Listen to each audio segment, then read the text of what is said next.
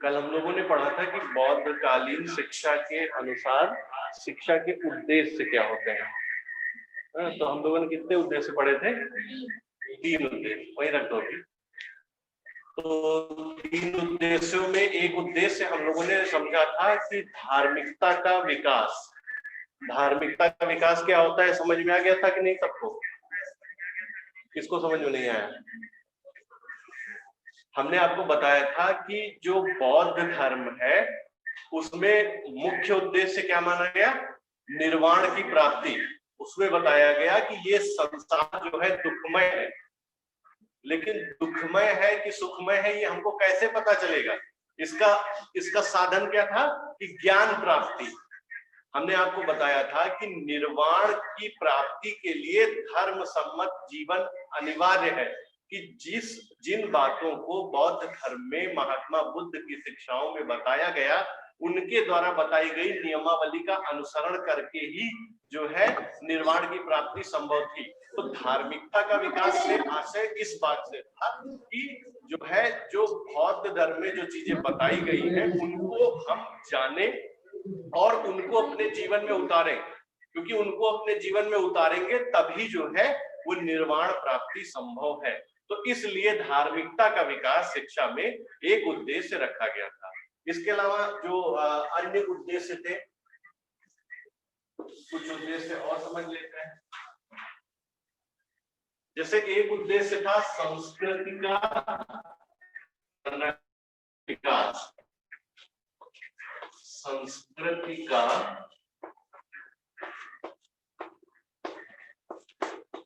संरक्षण एवं विकास। ये वाला आपने जो है उसमें भी पढ़ा होगा, वैदिक काल में भी। लेकिन इसमें अंतर क्या है? वैदिक काल में उद्देश्य था वैदिक संस्कृति का संरक्षण एवं विकास। बौद्ध काल एक मायनों में जो है वो हमको बहुत सही समझ में आता है कि इस काल में केवल बौद्ध धर्म के ही अध्ययन अध्यापन को महत्व नहीं दिया गया था।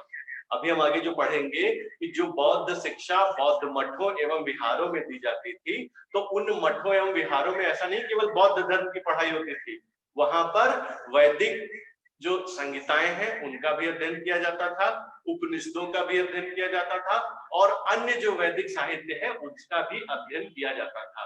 तो इस उद्देश्य से मतलब है कि बौद्ध धर्म में शिक्षा के माध्यम से उस काल की संस्कृति का संरक्षण किया जाना और उसका विकास किया जाना।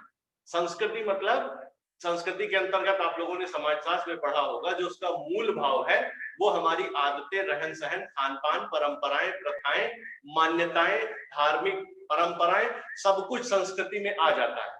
लेकिन बौद्ध काल में संस्कृति में केवल बौद्ध संस्कृति को ना जो है वो करके ये कहा गया था कि हम जो सर्व समाज की संस्कृति है, चाहे वो वैदिक संस्कृति हो या वो बौद्ध काल के अंतर्गत जो बुद्ध की शिक्षाओं से जो एक नई व्यवस्था पड़ी थी, उस प्रकार की संस्कृति को, दोनों संस्कृतियों को बढ़ाने का एक उद्देश्य शिक्षा के माध्यम से रखा गया। अभी हम लोग आगे जब पाठ्यक्रम में पढ़ेंगे तो देखेंगे कि उच्च शिक्षा, उस समय जो उच्च शिक्षा थी उसमें इन सब चीजों को भी पढ़ाया जाता था। तो मुख्य रूप से आपको इसमें क्या समझना है कि संस्कृति का संरक्षण एवं विकास। अच्छा, संरक्षण एवं विकास से आप क्या समझते हैं? संस्कृति का संरक्षण मतलब कि जो हमारे समाज की संस्कृति है, जो परंपराएं, जो आदतें, जो मूल्य हमको हमारे पूर्वजों से प्राप्त हुए हैं, उनको हम अक्षुण्ण बनाए रखें, उनका संरक्षण करें और अगली पीढ़ी को उसको हस्तांतरित करें। जैसे हमें जो परंपराएं, जैसे हम त्योहार मनाते हैं, तो त्योहार हम कैसे मनाते हैं? कोई नया त्योहार मनाने लगे हैं क्या, जो पहले नहीं मनाया जाता था? संस्कृति ओपन संस्कृति होती है, उसमें अन्य त्योहार भी दूसरी संस्कृतियों से ग्रहण किए जाते हैं। लेकिन अब जैसे ये प्रश्न हमने पूछा कि क्या और कोई नए त्योहार आने लगे, तो आने लगे, बहुत सारे त्योहार आने लगे। जैसे क्रिसमस पहले जो है केवल सीमित था क्रिश्चियन तक, लेकिन अब हिंदू घरों में भी अन्य धर्म के लोग भी जो है क्रिसमस को मनाते हैं, आपने देखा होगा। तो ये संस्कृति का मतलब कि हमने दूसरी संस्कृति से ग्रहण किया कुछ, लेकिन संस्कृत के संरक्षण से मतलब ये है कि हमको जो संस्कृति पारंपरिक रूप से मिली है उसको हम अक्षुण्ण बनाए रखें और उसको अगली पीढ़ी तक हम पहुंचाएं। तो ये संस्कृत का संरक्षण हुआ। इसके बाद विकास, संस्कृति का विकास क्या हुआ? मास्क लगाओ। संस्कृति का विकास मतलब कि बहुत बार ऐसा होता है कि कुछ मान्यताएं प्रारंभ में किसी और रूप में शुरू हुई होती हैं, लेकिन वक्त के साथ साथ उसमें कुछ कमियां आ जाती हैं। तो अगर हमारे सांस्कृतिक मान्यताओं में कुछ ऐसी कमियां आ गई हैं तो उनका संवर्धन करें, मतलब उनको हम जो है संशोधित करें और उनको हम जो है एक शुद्ध रूप में अगली पीढ़ी तक पहुंचाएं। मतलब सामान्य भाषा में समझे तो कोई अगर दोष आ गया है, कोई अवगुण आ गया है, तो उसको हम सही करके आगे बढ़ाएं, ये हुआ विकास। जैसे बहुत सारी प्रथाएं हैं जो वक्त के साथ खत्म की गई क्योंकि उनको अप्रासंगिक माना गया और माना गया कि वो एक स्वस्थ समाज के लिए उपयुक्त नहीं है। जैसे आप लोगों ने पढ़ा होगा, पहले सती प्रथा थी, बाल विवाह प्रथा थी, बहुत सारी ऐसी जो है चीजें जो है आ गई थी जिनको सुधारना आवश्यक था। तो ऐसी ही चीजों को सुधार करके आगे बढ़ाना, ये संस्कृति का विकास हुआ। तो बौद्ध कालीन शिक्षा का एक उद्देश्य, एक प्रमुख उद्देश्य ये था कि उस काल की संस्कृति का संरक्षण हो और उसका विकास किया जाए। ठीक, इसके बाद एक जो था कि बौद्ध धर्म का प्रचार एवं प्रसार, बौद्ध धर्म का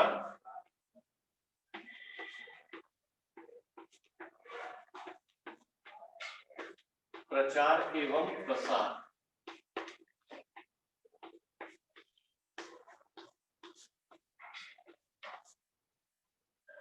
ये प्रचार और प्रसार शब्द अलग अलग, इसका मतलब समझ में आता है क्या है कि ये दोनों अलग शब्द हैं? प्रचार और प्रसार में कोई अंतर समझ में आता है कि नहीं? क्या यस सर। सर प्रचार मतलब किसी का एडवर्टाइज करना। प्रचार जो होता है चीजों को एडवर्टाइज करना। हाँ, चीजों को जब हम एडवर्टाइज करते हैं तो वो प्रचार होता है। लेकिन जब वो चीज जिसका हम प्रचार कर रहे हैं वो आप तक पहुंच जाए, हमारे प्रचार का जो उद्देश्य है वो प्राप्त हो जाए। जैसे आप एडवर्टीजमेंट देखते हैं किसी भी प्रोडक्ट के हो या अन्य चीजों के हो, तो उनका उद्देश्य क्या होता है कि अपनी खूबियां आपके समक्ष प्रचार के माध्यम से बताएं। जैसे आप चीजें यूज करते हैं, मान लीजिए पतंजलि का प्रचार आता है, शैम्पू का या साबुन का, तो उस प्रचार का उद्देश्य क्या है कि आप उस प्रोडक्ट से परिचित हो, उसकी अच्छाइयों से परिचित हो, तो ये हुआ उसका प्रचार। लेकिन जब आप उनकी अच्छाइयों से, इस प्रचार से प्रभावित होकर के उसको परचेज करके अपने जीवन में यूज करने लगते हैं, तो वो हो जाता है प्रसार। मतलब वो आप तक पहुंच गया, वो इंफॉर्मेशन आप तक पहुंची, ये प्रचार है। और वो प्रोडक्ट या वो तथ्य या वो सिद्धांत आपने अपना लिया, ये उसका प्रसार है। तो ये बहुत बारीक सा अंतर है जिसको समझने की जरूरत है। तो बौद्ध धर्म में शिक्षा के माध्यम से ये एक प्रमुख उद्देश्य था कि बौद्ध धर्म का प्रचार एवं प्रसार किया जाए। ज्यादा से ज्यादा जो लोग बौद्ध धर्म के बारे में जाने, इसको समझे और उपयुक्त माने, तो अपने जीवन में इन सब चीजों को अपनाएं और बौद्ध धर्म को अपनाएं। आपने देखा होगा कि बौद्ध धर्म का उद्भव भारत में हुआ। बौद्ध धर्म प्रारंभ में जब बुद्ध के समय और बुद्ध के बाद बहुत व्यापक रूप में जो है इसका प्रचार एवं प्रसार हुआ। पूरे विश्व में जो है बौद्ध धर्म का एक बृहद रूप से प्रचार प्रसार का कार्य हुआ। आपके लिए ये चिंतनीय या जो है एक जिज्ञासा का विषय हो सकता है कि बौद्ध धर्म का जो प्रारंभ है वो तो भारत में हुआ, लेकिन आज भारत में बौद्ध धर्म को मानने वाले इतने कम क्यों हैं? जबकि आप चीन, जापान, कोरिया, जावा, सुमात्रा, उधर के कंट्रीज में ले लीजिए तो बौद्ध धर्म को मानने वाले बहुत हैं। चीन में बौद्ध धर्म को मानने वाले बहुत हैं। तो ऐसा क्यों हुआ? क्योंकि वो एक अलग विषय है कि शंकराचार्य ने इस मुहिम के विरुद्ध एक जो है अभियान छेड़ा, जिसके कारण उन्होंने हिंदू धर्म को भारत में इतना व्यापक किया कि बौद्ध धर्म को जो है भारत में उतना स्थान नहीं मिल पाया, लेकिन पूरे विश्व में अनेक देशों में ये फैला हुआ है।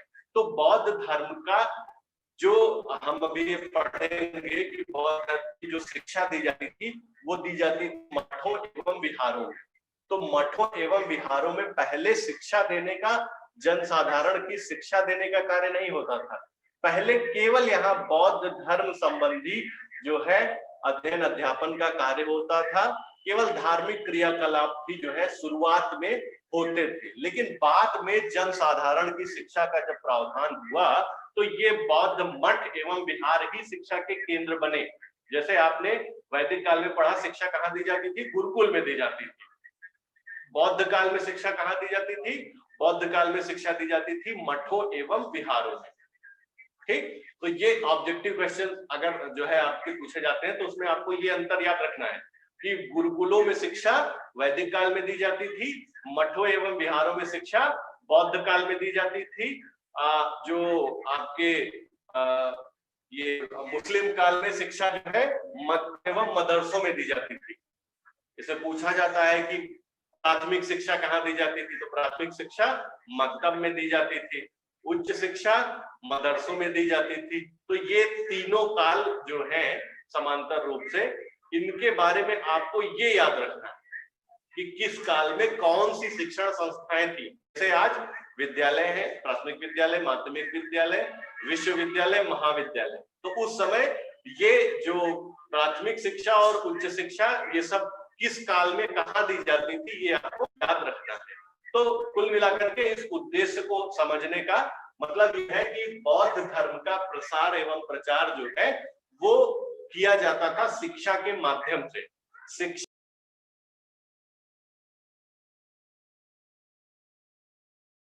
परिवर्तन होता है। जैसे आपने देखा होगा कि अब तो हम लोकतंत्र में रह रहे हैं, लेकिन जब पहले लोकतंत्र नहीं था, राजतंत्र था, तो उस राजतंत्र की क्या विशेषता थी कि राजा अपनी मर्जी के मुताबिक, अपने धर्म के मुताबिक जो है चीजों को थोपता था। लेकिन आज चीजें थोपी नहीं जा सकती। आज एक डेमोक्रेटिक सेटअप में चीजों को आगे बढ़ाया जा सकता है। तो शिक्षा वैचारिक जो है प्रभाव बनाने का, अपने विचार को लागू करने का एक सबसे प्रमुख माध्यम है। तो उसी माध्यम का उपयोग करते हुए बौद्ध धर्म का प्रचार एवं प्रसार ये शिक्षा का एक महत्वपूर्ण उद्देश्य था। आपको मुख्य रूप से उद्देश्य याद रखने हैं। अगर आपका ऑब्जेक्टिव क्वेश्चन होगा तो इस तरह के पूछ लिए जाएंगे, कौन सा प्रमुख उद्देश्य नहीं था।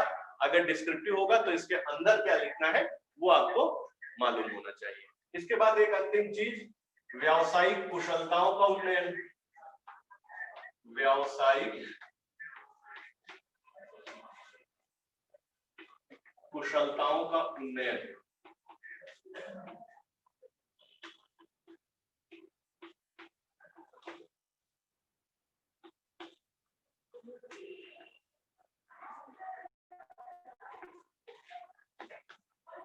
व्यावसायिक कुशलताओं का उन्नयन मतलब कि जो बात हमने वैदिक काल के संदर्भ में समझी थी कि जो है हमको जीवन यापन करने के लिए आवश्यक है कि हम इस योग्य बने कि अपने लिए जो है कुछ अर्जित कर सके, जिससे हमारा जीवन सामान्य रूप से चल सके। प्रारंभ में जो बौद्ध दर्शन है, बौद्ध धर्म है, ये सांसारिक चीजों से दूरी बनाए हुए था। इसका उद्देश्य केवल था कि धर्म सम्मत आचरण करते हुए, धार्मिक क्रियाओं में संलग्न रहते हुए निर्वाण प्राप्ति के लिए कामना करना, उसके लिए प्रयत्न करना। सांसारिकता की उपेक्षा प्रारंभ में हमको दिखाई पड़ती है, लेकिन धीरे धीरे जो है विकास क्रम में इन चीजों में बदलाव आया और व्यावसायिक कुशलताओं की शिक्षा भी जो है वो दी जाने लगी। वो जो बौद्ध मठ एवं विहार थे वहां पर व्यावसायिक शिक्षा भी दी जाने लगी। विभिन्न प्रकार के कला कौशल, शिल्प कला, मूर्ति कला, कृषि, राजनीति शास्त्र, इन सब चीजों की शिक्षा भी दी जाने लगी, जिससे कि ये बच्चे जो यहाँ से पढ़ करके जाएंगे वो समाज में अपना जीवन यापन करने के लिए, कुछ अर्थोपार्जन करने के लिए, कुछ वो रोजगार कर सके, इसके लिए वो कुछ कमा सके। ये एक व्यवस्था जो है इस काल में शिक्षा के माध्यम से की गई। प्रारंभ में ये चीजें नहीं थी। बस इतना आपको याद रखना है कि व्यावसायिक शिक्षा भी जो है बौद्ध काल में दी जाती थी, जिसका उद्देश्य था व्यावसायिक कुशलताओं का उन्नयन।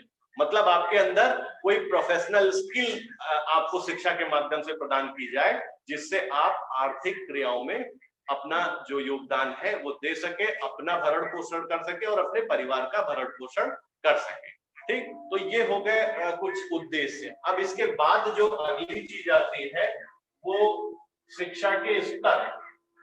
जैसे हम लोगों ने वैदिक काल में पढ़ा था कि शिक्षा के 2 स्तर थे, प्राथमिक शिक्षा और उच्च शिक्षा।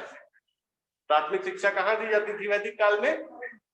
घरों में दी जाती थी। प्राथमिक शिक्षा गुरुकुलों में नहीं होती थी। ये आपको याद रखना है कि संस्कार कौन सा होता था? उन्नयन संस्कार तो उच्च शिक्षा से पूर्व होता था। इस शिक्षा से, प्राथमिक शिक्षा से पूर्व कौन सा संस्कार होता था? यज्ञोपवीत या उपनयन एक ही है, वो उच्च शिक्षा से पहले होता था। प्राथमिक शिक्षा देने से पहले कौन सा संस्कार होता था? नहीं याद किसी को? विद्यारंभ संस्कार। ठीक, तो यही आपको मुख्य रूप से चीजें याद करने की बहुत आवश्यकता है। अगर आपका पेपर ऑब्जेक्टिव होगा तो ये सब चीजें आपको ध्यान में रखनी है। और इसमें थोड़ा कंफ्यूजन हो जाता है क्योंकि बौद्ध काल में और वैदिक काल में चीजों में काफी समानता है। खैर, तो वहां आपको याद रखना है कि विद्यारंभ संस्कार जो है प्राथमिक शिक्षा से पूर्व होता था, जिसके माध्यम से औपचारिक शिक्षा का प्रारंभ होता था। अब बौद्ध काल में शिक्षा के क्या स्तर थे?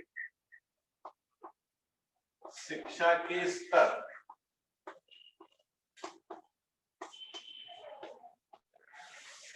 इसमें शिक्षा के 3 स्तर थे। जो तीसरा स्तर है वो सभी के लिए नहीं था। पहला, हर काल की तरह प्राथमिक शिक्षा,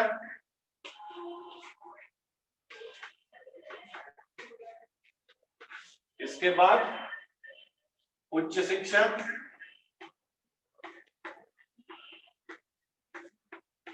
और इसके बाद भिक्षु शिक्षा।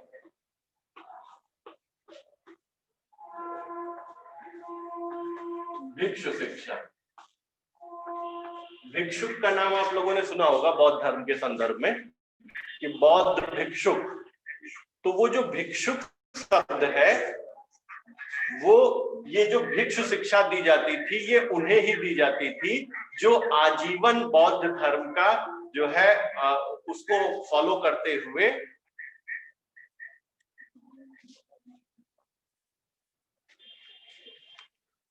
जो आजीवन बौद्ध धर्म की धार्मिक क्रियाओं में संलग्न रहते थे। ये आजीवन अविवाहित रहते थे और इनका कार्य बौद्ध धर्म का प्रचार प्रसार होता था। ये कैसे होता था आगे समझेंगे। सबसे पहले प्राथमिक शिक्षा। प्राथमिक शिक्षा क्या होती थी? प्राथमिक शिक्षा ये 8 वर्ष की अवस्था में, कुछ लोगों ने 6 वर्ष भी कहा है, आप 6 से 8 वर्ष की शिक्षा अवस्था में इसका प्रारंभ होता था। इसका प्रारंभ भी एक संस्कार के माध्यम से होता था। उस संस्कार को कहते हैं प्रवज्या संस्कार या पवज्या संस्कार। प्रवज्या या पवज्या।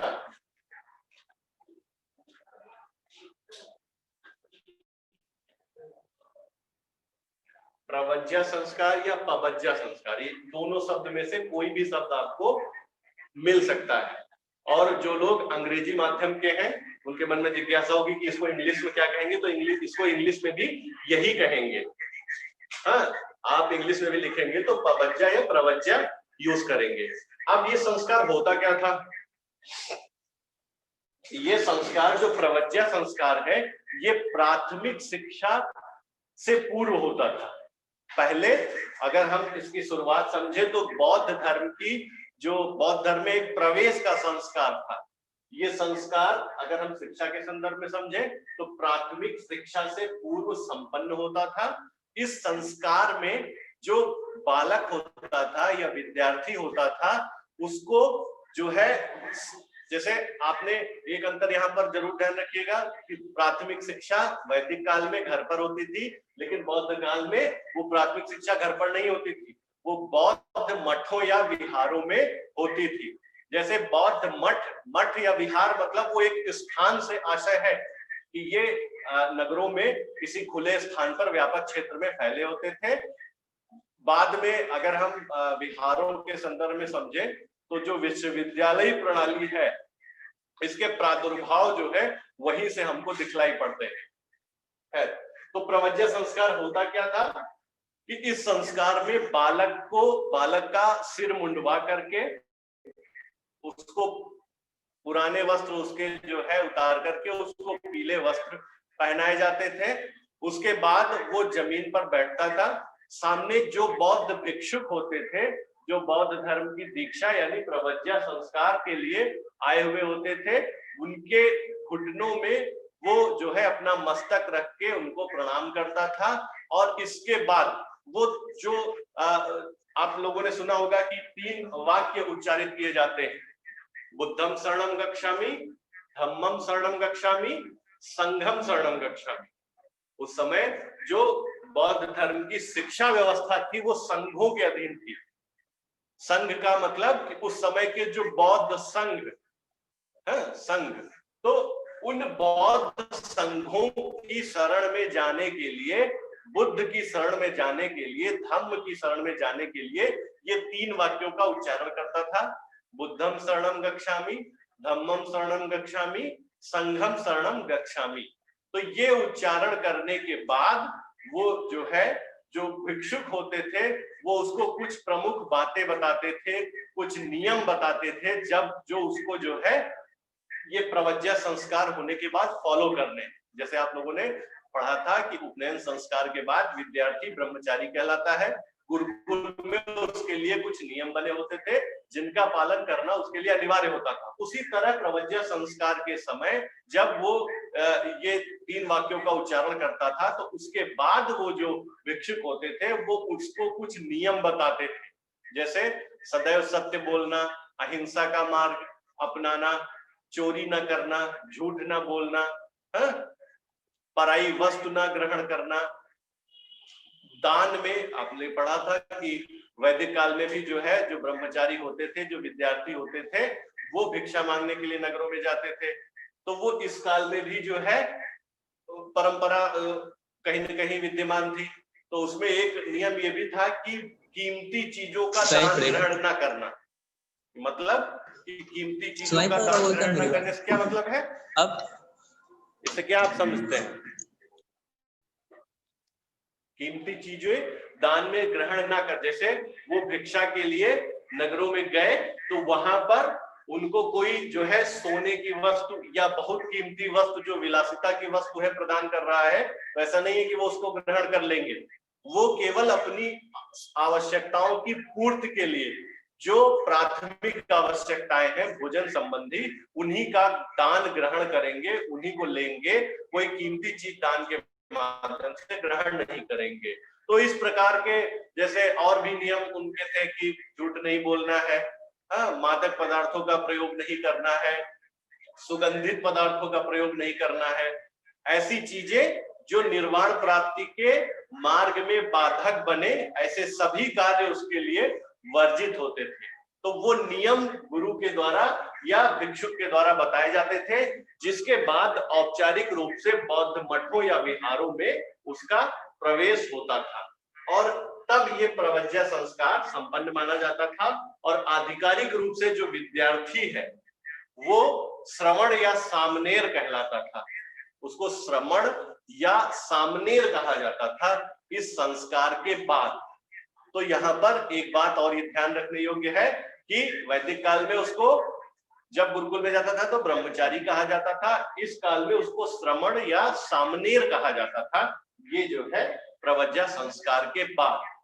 ठीक, तो इसको आप नोट कर लीजिएगा कि श्रवण या सामनेर लिख लेंगे ना, सामनेर। ये उस विद्यार्थी को कहा जाता था। ठीक, इसके बाद जो उसकी प्राथमिक शिक्षा है वो लगभग 4 से 6 वर्षों की होती थी। इस शिक्षा के अंतर्गत प्रारंभिक रूप से उसको जो है वर्णमाला के ज्ञान के लिए एक पुस्तक पढ़ाई जाती थी। जिसका नाम था सिद्धरस्तु। विदेशी यात्रियों ने इन सब चीजों का उल्लेख किया है, तो जो वो पुस्तक थी उसका नाम था सिद्धरस्तु। इसमें वर्णमाला के 49 अक्षर होते थे, 49। सिद्धरस्तु।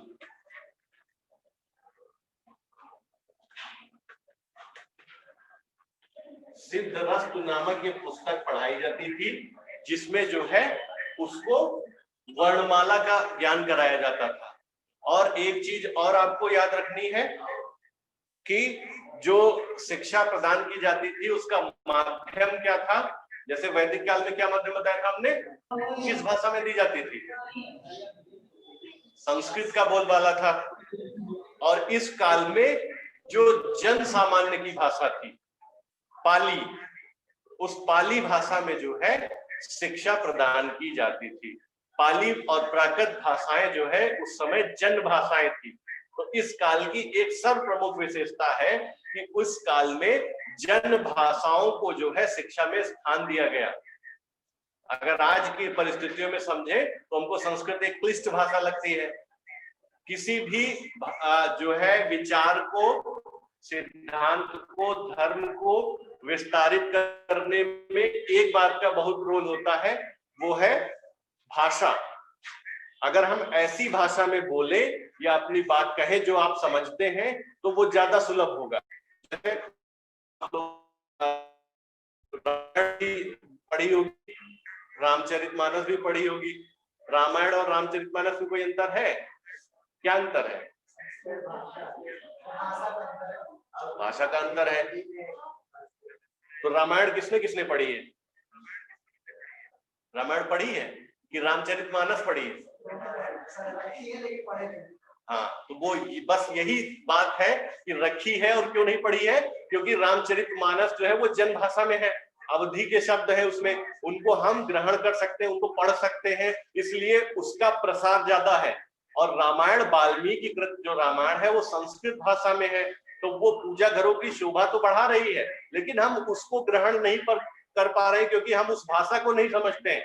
तो जब संस्कृत भाषा का आधिपत्य इतना ज्यादा हो गया वैदिक काल में कि जन भाषाओं की उपेक्षा होने लगी, मतलब जो लोग संस्कृत जानते थे वही जो है शिक्षा में पर्याप्त रूप से आगे बढ़ पाते थे।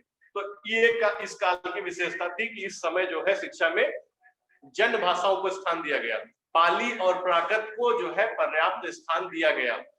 और एक प्रमुख बात ये थी कि इस जो है आपको हमने बताया था कि उत्तर वैदिक काल में शूद्रों को शिक्षा के अधिकार से वंचित कर दिया गया था, उनके लिए शिक्षा का प्रावधान नहीं था। लेकिन बुद्ध के उपदेशों के आधार पर जिस व्यवस्था का जन्म हुआ उसमें किसी भी प्रकार का कोई जातिगत भेदभाव नहीं था।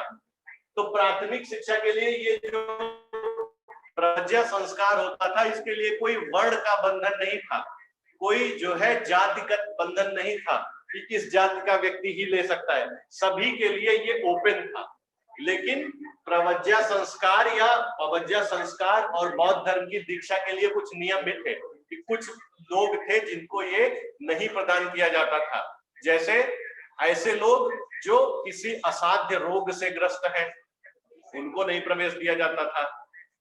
एक बात जो तर्क का विषय हो सकती है, आपको अनुचित भी लग सकती है, कि जो विकलांग हैं उनको प्रवेश नहीं दिया जाता था। प्रारंभ में महिलाओं को भी प्रवेश नहीं दिया जाता था संघों में, लेकिन बाद में जो है इस व्यवस्था में परिवर्तन हुआ। इसके अलावा जो राज्य के कर्मचारी थे उनको भी ये जो है उनका भी प्रवज्ञा नहीं कराया जाता था।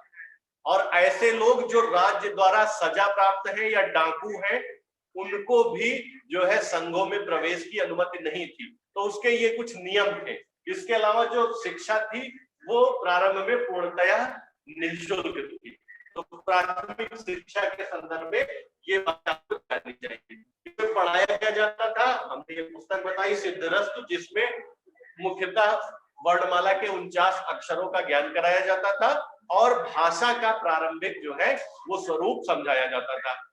इसके अतिरिक्त जो चिकित्सा विद्या, हेतु विद्या, इस तरह की कुछ और भी चीजें जो है वो प्राथमिक शिक्षा के अंतर्गत प्रदान की जाती थी। ठीक, तो मुख्यतः भाषाई विकास, सामान्य रूप से गणना, जो कि हम वैदिक काल में भी सीखते थे, और ये सारी चीजें जो है इस काल में बताई जाती थी। इसके बाद उच्च शिक्षा। उच्च शिक्षा जो थी उस काल की, वो 12 वर्ष की अवस्था पर इसका प्रारंभ होता था। ये भी शिक्षा जो है मठों एवं विहारों में प्रदान की जाती थी। ठीक है, तो अब ये दो चीजें हम लोग अगली क्लास में समझेंगे। ठीक, अच्छा।